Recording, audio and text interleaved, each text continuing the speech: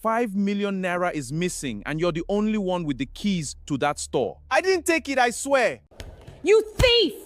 I spit on you! No, please! You stole from me! The heat of Alaba International Market in Lagos was legendary. A thick, suffocating blanket that smelled of diesel, sweat, and burning ambition. It was a place where men came with empty pockets and either built empires or lost their minds. For 7 agonizing years, this concrete jungle was the only world Chinedu knew. He was a boy from a quiet village in Nuewi, brought to the city to serve under Chief Emeka, one of the wealthiest electronics importers in the entire country. The agreement was a sacred tradition. Chinedu would give 7 years of his youth, his sweat, and his absolute loyalty as an apprentice. In return, at the end of his service, Chief Emeka would settle him with a massive sum of money and a shop of his own, a foundation to build his own life. Chinedu did not just serve, he bled for his master. He was the first to wake at 4 in the morning to offload 40-foot containers with his bare hands, and the last to sleep, locking up the massive warehouses long before the city had gone dark. He wore faded, oversized clothes that hung loosely on his shrinking frame, and he survived on cheap gala and pure water, while Chief Emeka drove the latest armored SUVs. Worse than the backbreaking labor was Chief Emeka's wife, Ngozi.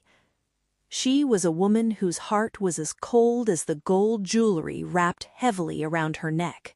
She treated Chinedu worse than a stray dog, making him wash her cars, scrub her mansion floors, and constantly reminding him that he was nothing but dirt beneath her expensive imported shoes.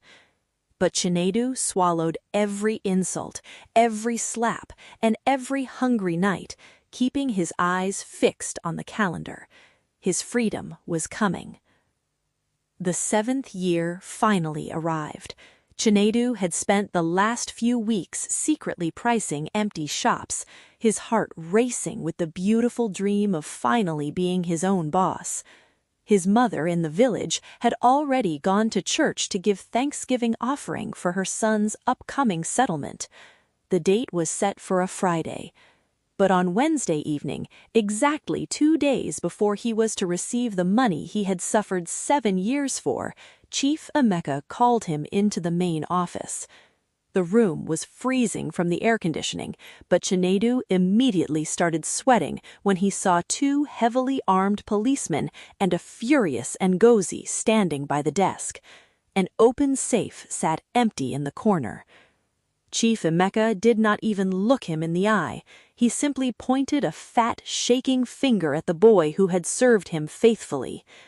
5 million naira is missing from that safe, Emeka roared, his voice dripping with venom. And you are the only one with the keys to the inner office. Chinedu dropped to his knees instantly, his world spinning.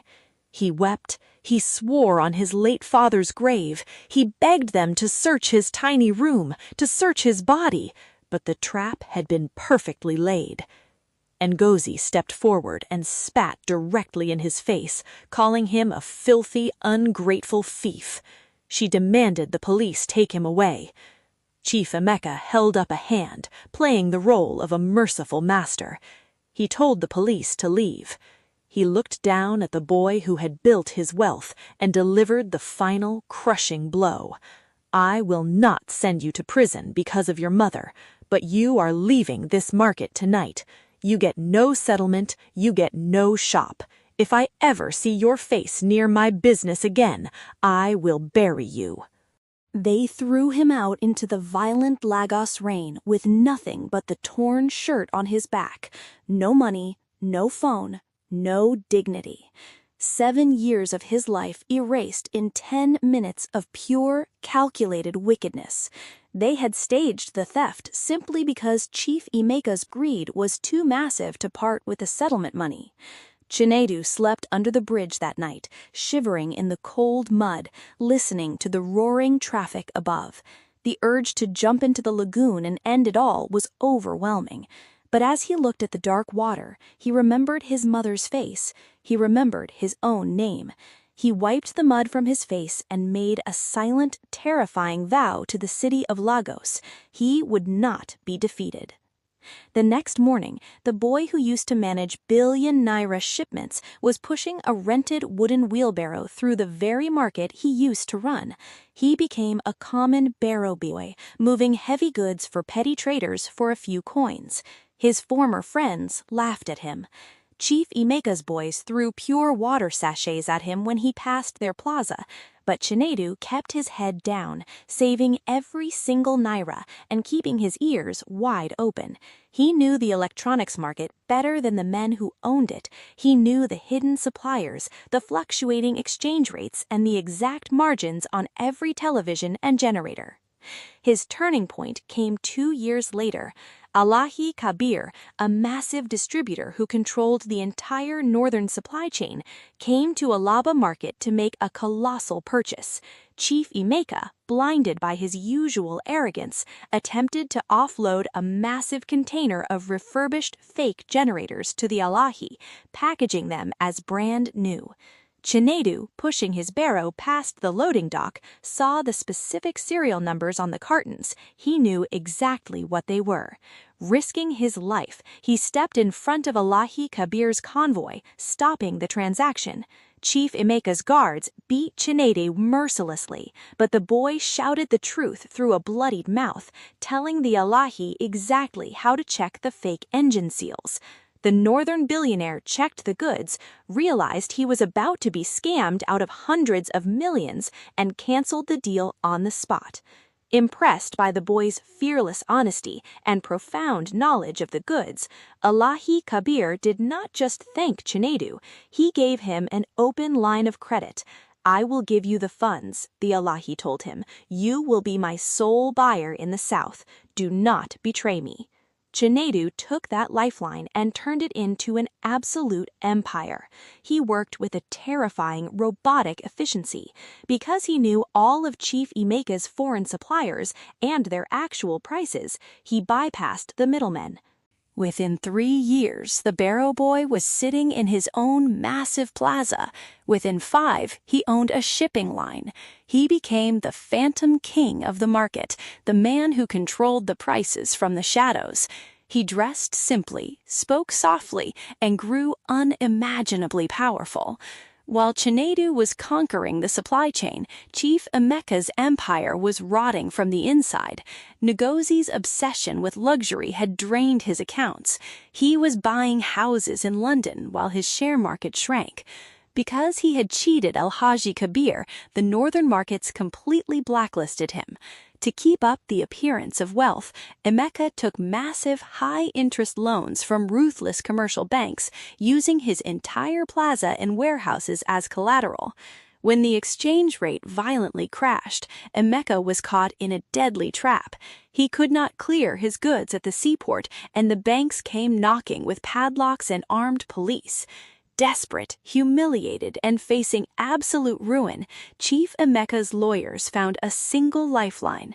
A private investment firm called Apex Holdings was quietly buying up distressed properties in Lagos. They offered to buy Emeka's debts, take over his plaza, and leave him with a small, humiliating allowance just to keep him out of jail. Emeka had no choice. He put on his best remaining suit and drove his sputtering, final car to the towering glass headquarters of Apex Holdings in Victoria Island to sign away his life's work. He was escorted into a breathtaking boardroom on the top floor. The city of Lagos stretched out below like a beautiful, chaotic carpet. Chief Emeka sat nervously at the long mahogany table, sweating profusely despite the freezing air conditioning. The heavy doors clicked open. The room fell dead silent. Walking toward the head of the table, flanked by sharp-suited lawyers and an armed orderly, was a man in a flawless, tailored suit. Chief Emeka's heart violently slammed against his ribs. The air evaporated from his lungs. He tried to stand, but his legs simply gave way, dropping him heavily back into the leather chair. It was Chinedu.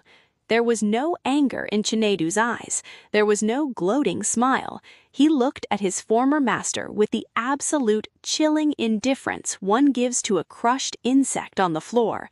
Chinedu sat down, unbuttoned his jacket, and slid the massive contract across the polished wood.